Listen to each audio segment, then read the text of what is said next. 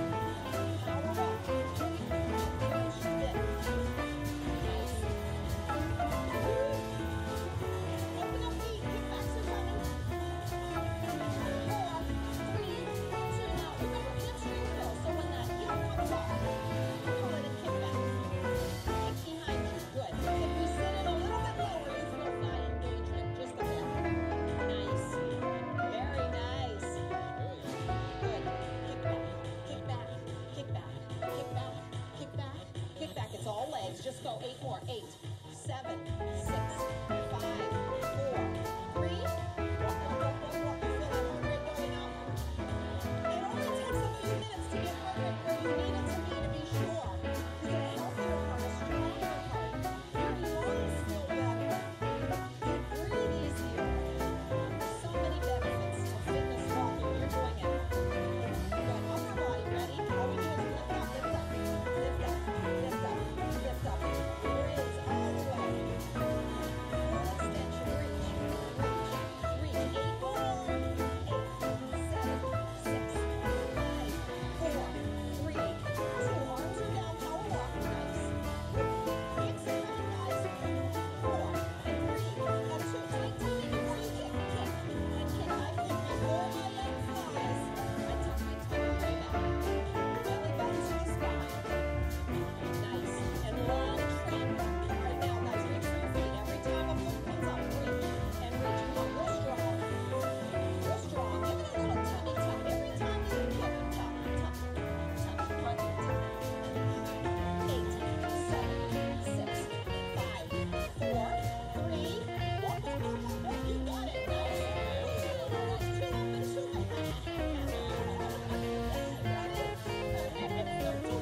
It's so funny. I turn around and funny.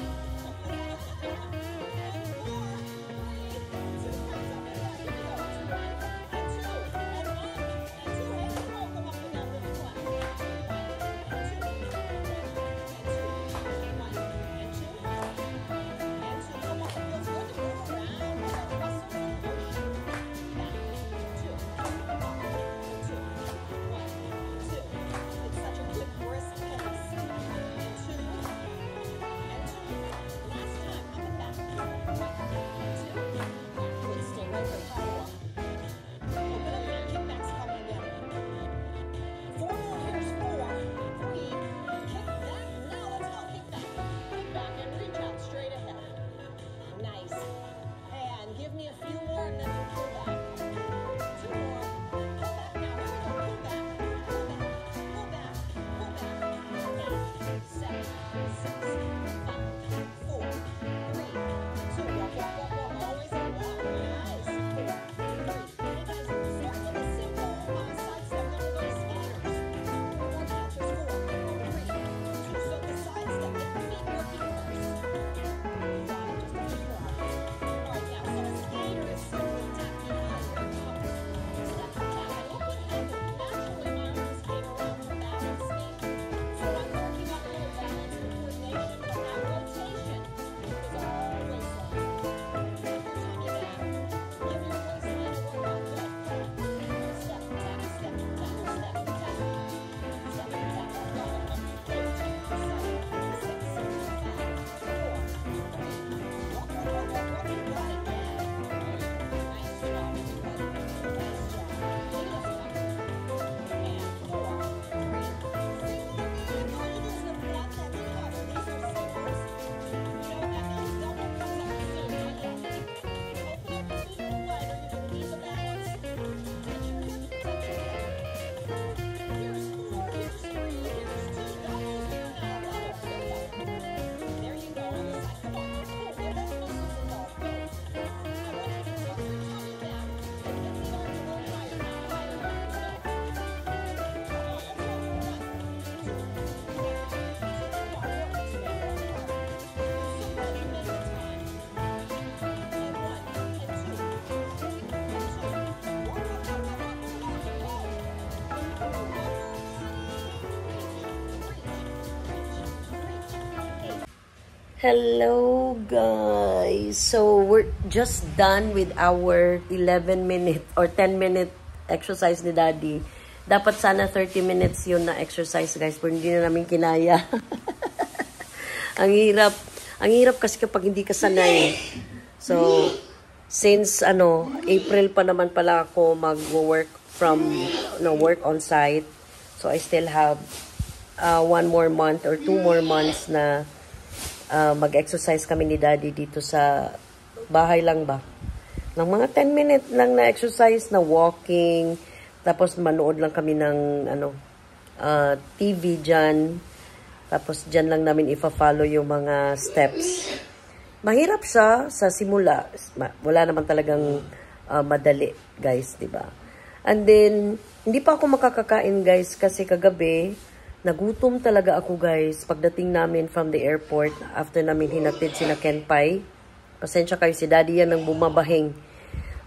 So, nung dumating kami, hindi kasi kami kumain ng dinner ni Daddy, but ang aga namin, kumbaga, ang aga namin nag-snacks ba?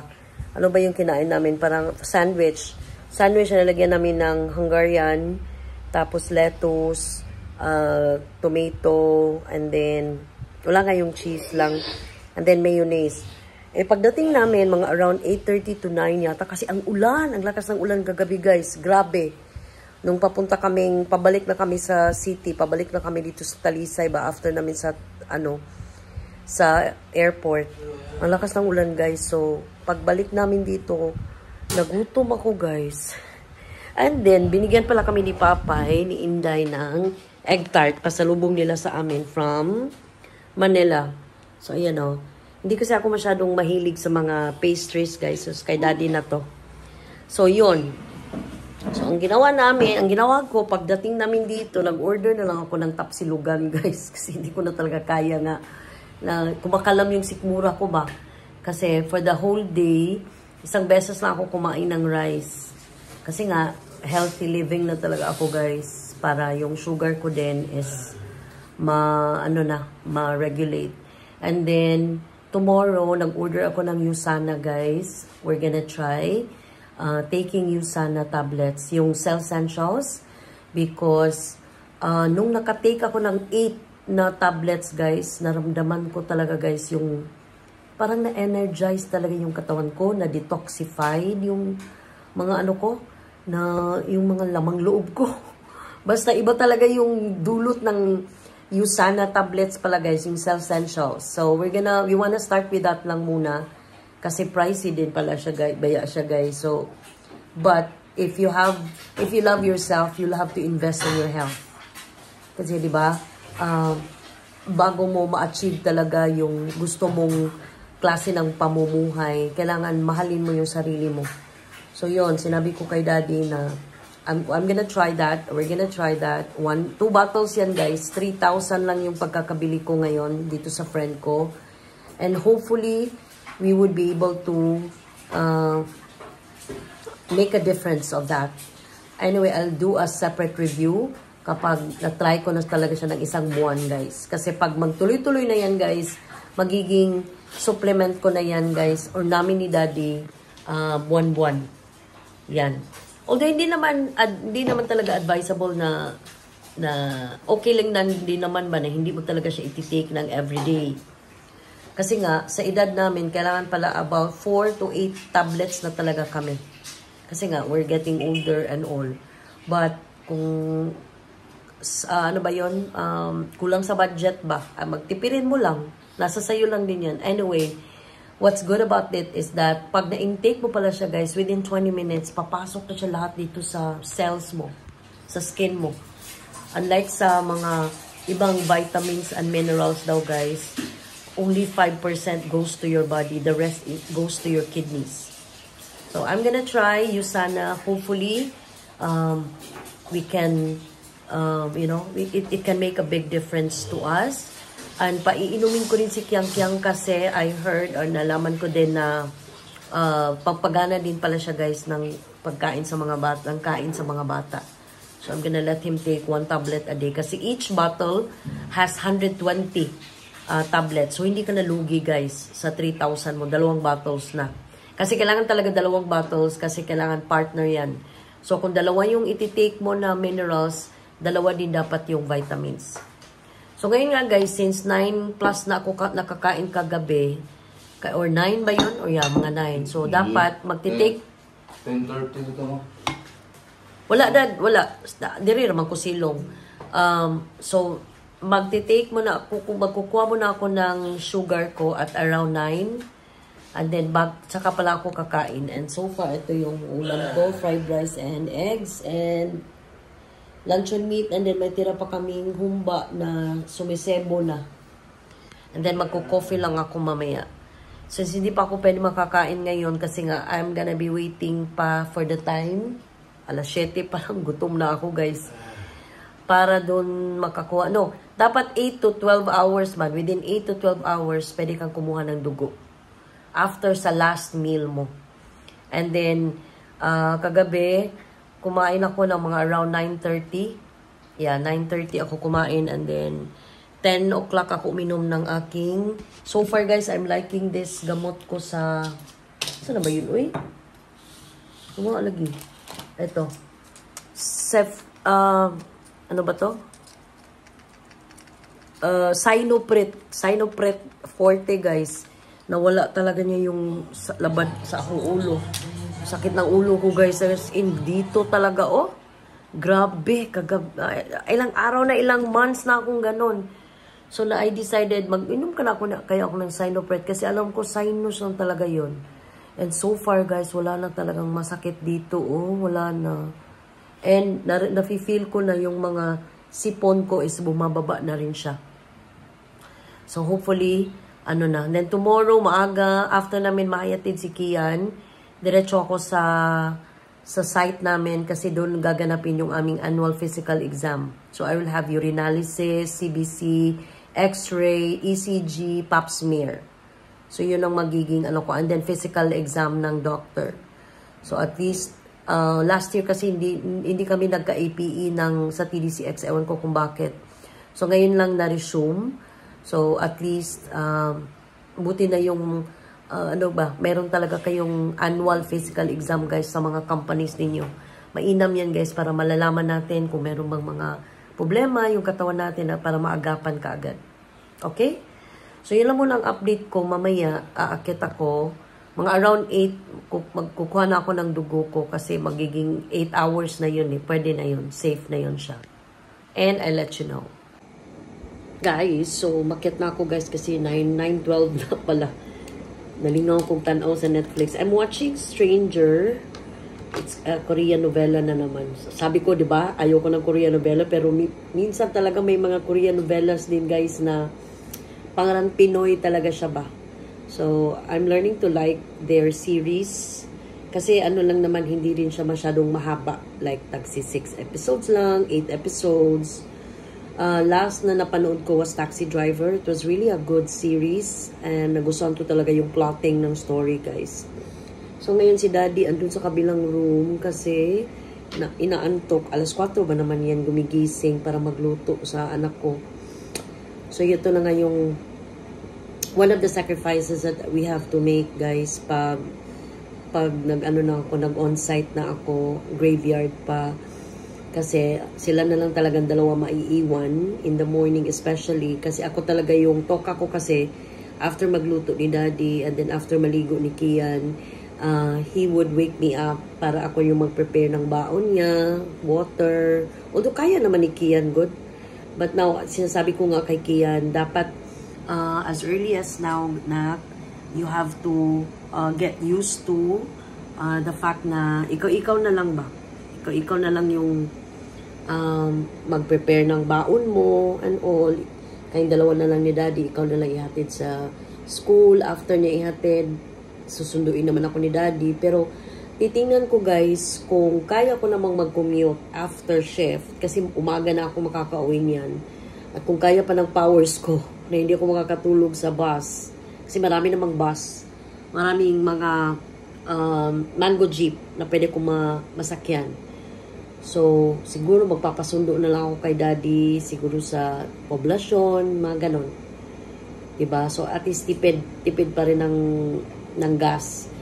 Pero, sa gabi, magpapahatid ako, let's say, late na talaga yung shift ko, let's say 11 o'clock, 12 o'clock in the evening, magpapahatid ako ng maaga sa kanya, then matutulog lang ako, magnanap lang ako dun sa office. Kasi meron kasi kaming room do guys na game room siya, pero meron siyang mga sofas na pwede kaming makahiga, pwede kaming makarest.